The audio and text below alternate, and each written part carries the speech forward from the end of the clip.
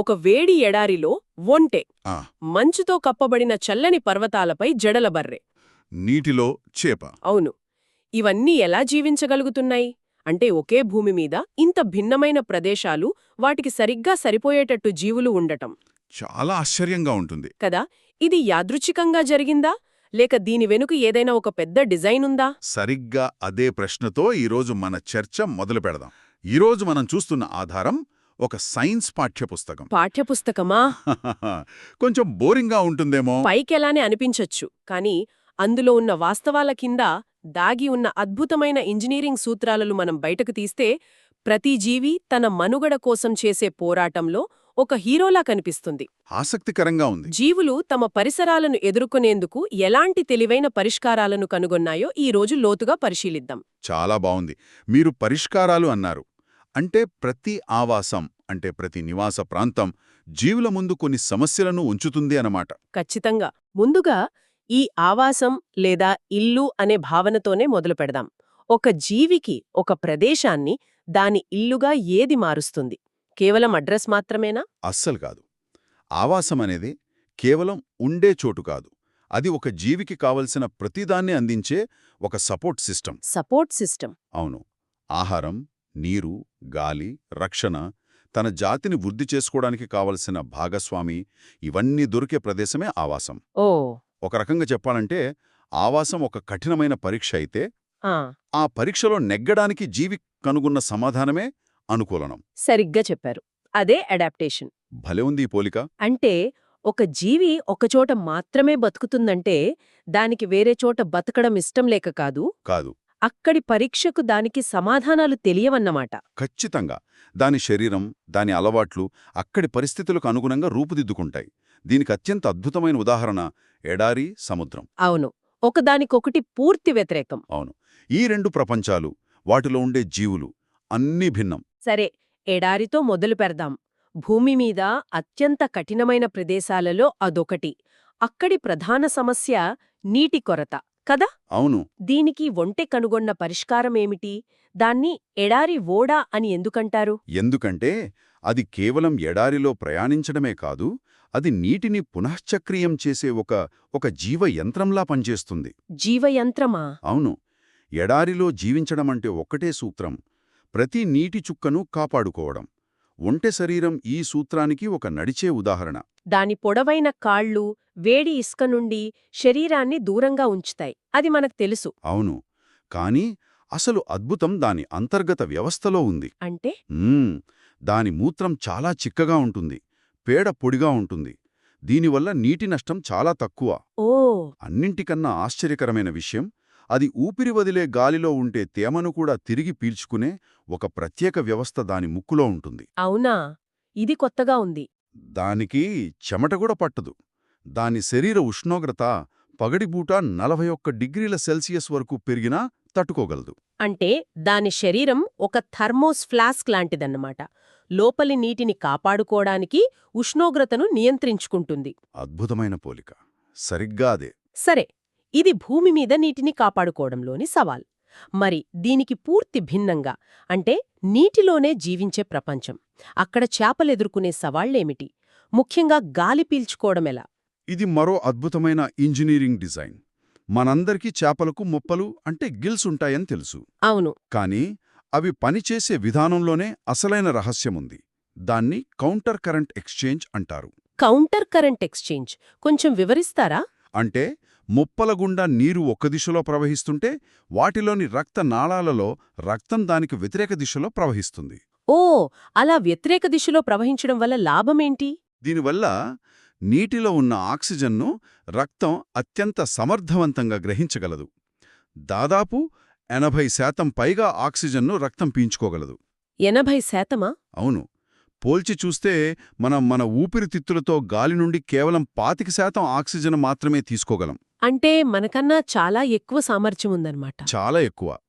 ఇక వాటి పడవాత్కారపు శరీరం అంటే స్ట్రీమ్లైన్డ్ బాడీ నీటిలో కదిలేటప్పుడు ఘర్షణను తగ్గించి శక్తిని ఆదా చేస్తుంది. ప్రతి భాగం ఒక నిర్దిష్ట ప్రయోజనం కోసం రూపుదిద్దుకుంది. వంట, చేపల గురించి వింటుంటే ప్రతి జీవి ఒక నడిచే అద్భుతంలా అనిపిస్తోంది. ఇప్పుడు కొన్ని ప్రత్యేకమైన ఆవాసాలు చూద్దాం. ఎడారిలో ఒంటె పెద్ద జంతువు. మరి ఎలుటలు, పాముల వంటి చిన్న జీవుల సంగతేంటి? అవి ఆ భయంకరమైన ఎండను ఎలా తట్టుకుంటాయి? అవి చాలా తెలివైన పరిష్కారాన్ని కనుగొన్నాయి. అవి అసలు పగటిపూట బయటికే రావు. రావా? రావు. ఎందుకంటే వాటికి ఒంటెలా శరీరాన్ని చల్లబరుచుకునే వ్యవస్థ లేదు. అందుకే అవి ఇసుకలో లోతైన బొరియలు తవ్వుకుని పగటి వేడి నుండి తప్పించుకుంటాయి. అంటే రాత్రిపూట మాత్రమే బయటకొస్తాయా? అవును, రాత్రి చల్లబడినప్పుడు మాత్రమే ఆహారం కోసం బయటకొస్తాయి. అంటే ఇక్కడ అనుకూలనం శారీరకంగా కాకుండా ప్రవర్తన రూపంలో ఉంది. కొన్నిసార్లు బలంగా ఉండడం కన్నా తెలివిగా ఉండడం ముఖ్యం అనివి నిరూపిస్తాయి. మరి మొక్కల సంగతేంటి? ఎడారిలో మొక్కలు బతకడం దాదాపు అసాధ్యమనిపిస్తుంది. కాక్టస్ లాంటి మొక్కలు ఎలా మనుగడ సాగిస్తాయి? వాటికి ఆకులు కూడా ఉండవు కదా? నిజానికి వాటికి ఆకులుంటాయి, కాని అవి ముళ్ళుగా రూపాంతరం చెందాయి. ఓ, ఆ ముళ్ళే ఆకులా? అవును. దీని వెనుక ఒక ముఖ్య కారణముంది. ఆకులు వెడల్పుగా ఉంటే వాటి ఉపరితలం నుండి బాష్పోత్సువేకం అంటే ట్రాన్స్పిరేషన్ ద్వారా ఎక్కువ నీరు ఆవిరైపోతుంది. ఆ నీటి నష్టాన్ని తగ్గించడానికే ఈ మార్పన్మాట. సరిగ్గా అదే. మరి కిరణజన్య సంయోగక్రియ ఎలా జరుగుతుందని మీకు సందేహం రావచ్చు. అవును, ఆకుపచ్చిని ఆకులు లేకపోతే ఆహారం ఎలా తయారవుతుంది? ఆ పనిని వాటి కాండం చేస్తుంది. కాక్టస్ యొక్క ఆకుపచ్చని మందపాటి కాండమే కిరణజన్య సంయోగక్రియను నిర్వహిస్తుంది. అంతేకాదు, ఆ కాండం నీటిని నిల్వ చేసుకునే ఒక ట్యాంకులా కూడా పనిచేస్తుంది. భలే ఉంది. అంటే ఒకే భాగం రెండు పనులు చేస్తుందన్నమాట. అవును. వాటి వేర్లు నీటికోసం భూమిలోకి చాలా లోతుగా వెళ్తాయి. అంటే ఒకే మొక్కలో నీటిని వెతకడానికి, నిల్వ చేయడానికి, కాపాడుకోవడానికి వేరువేరు వ్యవస్థలున్నాయి. ఎడారిలో సమస్య తీవ్రమైన వేడి, నీటి కొరత. ఇప్పుడు దీనికి పూర్తి వ్యతిరేకమైన సమస్యను తీసుకుంటే, అంటే చలిని తట్టుకోవడం. పర్వతాలపైకి వెళ్తే అక్కడి జీవులు ఈ సవాలును ఎలా స్వీకరించాయో చూద్దాం. పర్వత ప్రాంతాలు మరో రకమైన సవాల్ని విసురుతాయి. అక్కడ వాతావరణం చాలా చల్లగా, గాలులతో ఉంటుంది. ఆక్సిజన్ కూడా తక్కువగా ఉంటుంది. అక్కడ చెట్లు కూడా భిన్నంగా ఉంటాయి గదా? అవును. అక్కడి చెట్లు సాధారణంగా శంఖాకారంలో అంటే కోన్ షేప్లో ఉంటాయి. దీనివల్ల వాటిమీద పడే మంచు, వర్షపు నీరు నిలవకుండా సులభంగా జారిపోతాయి. ఇక జంతువుల విషయానికి వస్తే మనకు వెంటనే జడలబర్ర, యాక్ గుర్తొస్తుంది. దాని శరీరం నిండా ఉండే పొడవైన వెంట్రుకలు చలి నుండి కాపాడతాయని తెలుసు. అంతకు మించి ఏమైనా ప్రత్యేకతలు ఉన్నాయా? ఖచ్చితంగా ఉన్నాయి. వాటికి దట్టమైన బొచ్చు ఒక సహజమైన స్వెటర్ లాంటిది. కాని అంతకన్నా ముఖ్యంగా ఎత్తైన ప్రదేశాలలో ఆక్సిజన్ తక్కువగా ఉంటుంది కాబట్టి. ఓ అవును. వాటికి ఊపిరితిత్తులు పెద్దవిగా ఉంటాయి, మరియు వాటి రక్తంలో ఎర్ర రక్తకణాలు ఎక్కువగా ఉంటాయి. దీనివల్ల తక్కువ గాలి నుండి కూడా ఎక్కువ ఆక్సిజన్ను గ్రహించగలవు. అద్భుతం. ఇక మంచుచిరత సంగతేంటి? స్నో లెపర్డ్ అయితే దాని శరీరంతో పాటు పాదాల కింద, కాలివేళ్ల మధ్య కూడా దట్టమైన బొచ్చుంటుంది.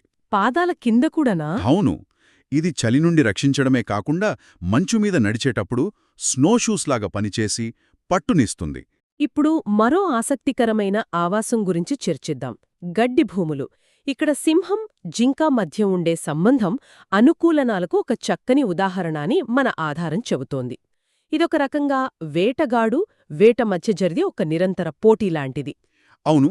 దీని ఒక పరిణామ ఆయుధ పోటీ లేదా ఎవల్యూషనరీ ఆర్మ్స్ రేస్ అనవచ్చు. అంటే వేటాడే జంతువు మెరుగైన ఆయుధాన్ని అభివృద్ధి చేసుకుంటే, వేటాడబడే జంతువు దానికి ధీటైన రక్షణ వ్యవస్థను అభివృద్ధి చేసుకుంటుంది. సింహం విషయంలో ఆ ఆయుధాలేంటి?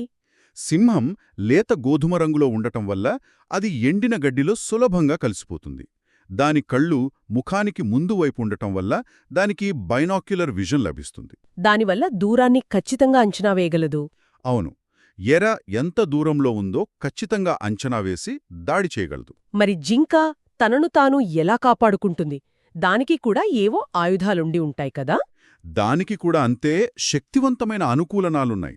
దానికి ప్రమాదాన్ని చాలా దూరం నుండే పసిగట్టడానికి పొడవైన, అన్ని వైపుల తిప్పగల చెవులుంటాయి. దాని కళ్ళు కూడా? అవును. దాని కళ్ళు తలకు ఇరువైపులా ఉండటం వల్ల తల తిప్పకుండానే చుట్టూ ఉన్న సువిశాలమైన ప్రదేశాన్నే చూడగలదు. ఒక పెనరామిక్ వ్యూ అనమాట. సింహం ఎటువైపు నుంచి వస్తుందో పసిగట్టడానికి ఇది చాలా ముఖ్యం. ఇక ప్రమాదమని తెలిస్తే దాని పొడవాటి, బలమైన కాళ్లతో ఎంత వేగంగా పరిగెత్తగలదో మనకు తెలిసిందే. కాని నాకొక సందేహం. ఈ అనుకూలనం సింహానికి ఎప్పుడూ లాభమేనా? ఉదాహరణకు వర్షాకాలంలో గడ్డి పచ్చగా ఉన్నప్పుడు దాని గోధుమ రంగు దాన్ని మరింత స్పష్టంగా చూపిస్తుంది కదా. చాలా మంచి ప్రశ్న. అప్పుడు దాని వేట కష్టమవుదా? ఖచ్చితంగా కష్టమవుతుంది. ఏ అనుకూలనం కూడా అన్ని పరిస్థితులలోనూ సంపూర్ణంగా పనిచేయదు. ప్రతిదానికొక పరిమితి ఉంటుంది. మీరు చెప్పినట్లు పచ్చగడ్డిలో సింహం రంగు దానికి ప్రతికూలంగా మారవచ్చు. మరి అప్పుడేం చేస్తుంది? అందుకే సింహాలు తెల్లవారుజామున లేదా సాయంత్రం వేళల్లో వెలుతురు తక్కువగా ఉన్నప్పుడు ఎక్కువగా వేటాడతాయి. అప్పుడు వాటి రంగు అంత సులభంగా కనిపించదు. అంటే అనుకూలనాలనేవి పరిస్థితులను బట్టి మారే వ్యూహాలు కూడా. ఇప్పటిదాకా మనం జీవులు ఎక్కడా ఎలా నివసిస్తాయో చూశాం. కాని ఒక అడుగు వెనక్కి వేసి ఆలోచిస్తే అసలు జీవి లేదా ప్రాణం అని దేనినంటాం? ఒక రాయికి మన పక్కన పెరిగే చిన్న మొక్కకు మధ్య ఉన్న అసలైన తేడా ఏంటి? ఇది జీవశాస్త్రంలోనే అత్యంత ప్రాథమికమైన ఇంకా లోతైన ప్రశ్న. అవును, ఈ కాక్టస్ నుండి సింహం వరకు ఉన్న అన్ని జీవులలో కనిపించే సాధారణ లక్షణాలేమిటి? దీనికి సమాధానంగా మన పాఠ్యపుస్తకం కొన్ని ప్రాథమిక జీవ లక్షణాలను జాబితా చేస్తుంది. మొదటిది, అన్ని జీవులకు శక్తి కోసం ఆహారం అవసరం మరియు అవి పెరుగుదలను చూపుతాయి. సరే. రెండవది శ్వాసక్రియ. ఇది కేవలం గాలి పీల్చుకోవడం వదలడం కాదు, తీసుకున్న ఆహారం నుండి శక్తిని విడుదల చేసే రసాయనిక ప్రక్రియ. ఆసక్తికరంగా మొక్కలు కూడా శ్వాసిస్తాయి కదా. అవును, జంతువుల్లాగే మొక్కలు కూడా రాత్రింబవళ్లు శ్వాసిస్తాయి. కిరణజన్య సంయోగక్రియ కేవలం పగలు మాత్రమే జరిగినా శ్వాసక్రియ నిరంతరం కొనసాగుతుంది. ఇక మరో ముఖ్య లక్షణం పరిసరాలకు ప్రతిస్పందించడం. నాకు వెంటనే అత్తిపత్తి మొక్క గుర్తొస్తోంది. Touch me not plant. అవును, చిన్నప్పుడు ఈ మొక్కతో ఆడుకోవడం నాకు బాగా గుర్తు. దాన్ని ముట్టుకోగానే ఆకులలా ముడుచుకోవడం ఏదో మ్యాజిక్లా అనిపించేది. అది ప్రతిస్పందనకు ఒక అద్భుతమైన ఉదాహరణ. కాని అది కేవలం ఆట కాదు, ప్రమాదం నుండి తనను తాను కాపాడుకునే ఒక అద్భుతమైన ప్రతిస్పందన అని ఇప్పుడు అర్థమవుతోంది. ఖచ్చితంగా. అలాగే శరీరంలో ఏర్పడే వ్యర్థాలను బయటకు పంపే విసర్జన, తమలాంటి జీవులను ఉత్పత్తి చేసే ప్రత్యుత్పత్తి కూడా జీవుల ప్రధాన లక్షణాలు. చలనం కూడా. అవును, జంతువులు ఒకచోట నుండి మరో చోటకు కదులుతాయి. మొక్కలు కదలవని మనం అనుకుంటాం, కాని వాటిలో కూడా చలనం ఉంటుంది. సూర్యరశ్మి వైపు పెరగడం, వేర్లు నీటికోసం భూమిలోకి వెళ్లడం, ఇవన్నీ కదలికలే. చివరిగా, పుట్టిన ప్రతి జీవికి మరణం ఒక సాధారణ మరియు తప్పనిసరి లక్షణం. ఈ లక్షణాలన్నీ చూస్తుంటే నాకొక సందేహమొస్తోంది. వైరస్ గురించి ఏమంటారు? ఆ అది బ్రతికున్న కణం లోపల ఉన్నప్పుడు ప్రత్యుత్పత్తి చేస్తుంది, పెరుగుతుంది. కాని అదే కణం బయట ఉంటే ఒక ఉప్పు స్ఫటికంలా నిర్జీవంగా పడి ఉంటుంది. మరి దాన్ని జీవి అనాలా, నిర్జీవి అనాలా? మీరు సరిగ్గా పట్టుకున్నారు. వైరస్ అనేది జీవశాస్త్రవేత్తలను ఇప్పటికీ తికమకబెట్టే ఒక పజిల్. దానికి సొంతంగా జీవక్రియ లేదు. అది బతకడానికి వేరే జీవి కణంపై ఆధారపడాలి. అందుకే దాన్ని జీవికి నిర్జీవికి మధ్యలో ఉన్న సరిహద్దు రేఖ మీద ఉన్నట్టుగా చెబుతారు కదా. అవును, చాలామంది శాస్త్రవేత్తలు దాన్ని జీవికి నిర్జీవికి మధ్య ఉన్న ఒక విచిత్రమైన ఉనికిగా పరిగణిస్తారు. ఇది మన నిర్వచనాలు ఎంత అసంపూర్ణంగా ఉంటాయో గుర్తుచేస్తుంది. ప్రకృతి ఎప్పుడూ మన వర్గీకరణలకు అంత సులభంగా లొంగదు. ఈ చర్చ ముగింపులో మన ఆధారం మరో భలే ప్రశ్నను మన ముందుంచుతుంది. ఒక దుకాణంలో ప్యాకెట్లో ఉన్న విత్తనం గురించి ఆలోచిద్దాం. అది పెరగదు, శ్వాసించదు, కదలదు. మనం పైన చెప్పుకున్న జీవలక్షణాలు ఏవీ చూపించదు. మరది జీవా, నిర్జీవా? అది సుప్తావస్థలో, అంటే డార్మెన్సీలో ఉంటుంది. ఒక రకమైన గాఢ నిద్రలో అన్నమాట. గాఢ నిద్రలోనా? అవును, అది జీవం లేనిది కాదు, కేవలం జీవక్రియలను తాత్కాలికంగా నిలిపివేసింది. దానికి సరైన పరిస్థితులు, అంటే నీరు, గాలి, వెచ్చదనం లభించినప్పుడు అది మేల్కొని ఒక పూర్తి మొక్కగా పెరుగుతుంది. అంటే దానిలో జీవించే శక్తి, ఒక ప్రోగ్రాం మొత్తం నిద్రాణంగా ఉందన్నమాట. ఖచ్చితంగా. అది జీవం కాదు, కాని జీవించే అవకాశమున్న ఒక స్థితి. ఇది కూడా జీవి, నిర్జీవి అనే విషయాల మధ్య ఉన్న గీతను కొంచెం అస్పష్టం చేస్తోంది. నిజంగా ఆలోచింపజేసే విషయం. ఈ రోజు మనం జీవులు తమ పరిసరాలకు ఎంత అద్భుతంగా అనుకూలనం చెందాయో, అసలు జీవమంటే ఏమిటో మన ఆధారం సహాయంతో చాలా లోతుగా చర్చించాం. అవును, ఈ మూలం జీవులు తమ భౌతిక పరిసరాలకు, అంటే వేడికి, చలికి, నీటికి ఎలా అనుకూలనం చెందుతాయో వివరిస్తుంది. అయితే మనం ఇంకో అడుగు ముందుకేసి ఆలోచించవచ్చు. ఎలా? ఇప్పటిదాకా మనం జీవులు తమ భౌతిక పరిసరాలకు ఎలా మారతాయో చూశాం. కాని ఇంకో కోణంలో ఆలోచిస్తే జీవులు ఒకదానికొకటి సృష్టించుకునే పరిసరాల సంగతేంటి? ఓ అంటే ఉదాహరణకు ఒక పెద్ద మర్రి చెట్టు తన నీడలో తన వేర్ల దగ్గర వేలాది ఇతర సూక్ష్మజీవులకు, కీటకాలకు, చిన్న మొక్కలకు ఒక ప్రపంచాన్నే సృష్టిస్తుంది కదా. అవును, అది వాటికి ఆవాసంగా మారుతుంది. సరిగ్గా అదే. ఇది జీవావరణ వ్యవస్థలు అంటే ఈకోసిస్టమ్స్ అనే మరో విస్తృతమైన ఆసక్తికరమైన అంశం వైపు మనల్ని నడిపిస్తుంది. దాని గురించి బహుశా మరోసారి చర్చిద్దాం.